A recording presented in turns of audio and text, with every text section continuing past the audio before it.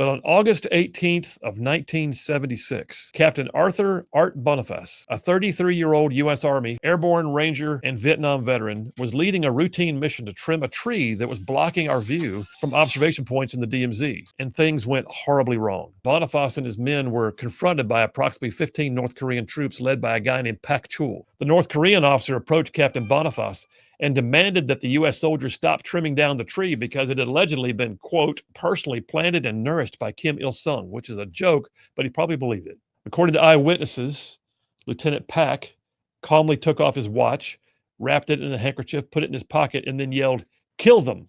And instantly, the North Korean soldiers, under direct orders from that lieutenant, began beating and hacking the American and North Korean and South Korean soldiers near the tree. In the next 30 seconds or so, Captain Boniface, who was actually scheduled to leave Korea the following week to be reunited with his wife and 3 children, and a First Lieutenant Mark Barrett, a 25-year-old Jacksonville, Florida native who had recently married, were both bludgeoned to death. On August 21st, the United States, in a plan that was promoted and authorized by none other than President Gerald Ford himself, launched what became known as Operation Paul Bunyan. The Allies sent 23 American and South Korean vehicles filled with soldiers and a 64-man task force of South Korean special forces. They had U.S. Army Cobra attack helicopters on the horizon, B-52 bombers and F-4 Phantoms flying overhead.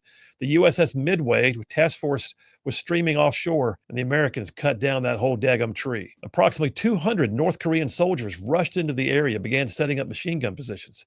They had locked and loaded rifles and machine guns, and the North Koreans watched the 40-minute tree cutting in complete silence. Kim Il-sung had actually backed down because an American president had the chutzpah to stare him down. Several hours later, the North Korean leadership issued what has been known as the closest thing to a formal apology they've ever issued. They called it a formal regret.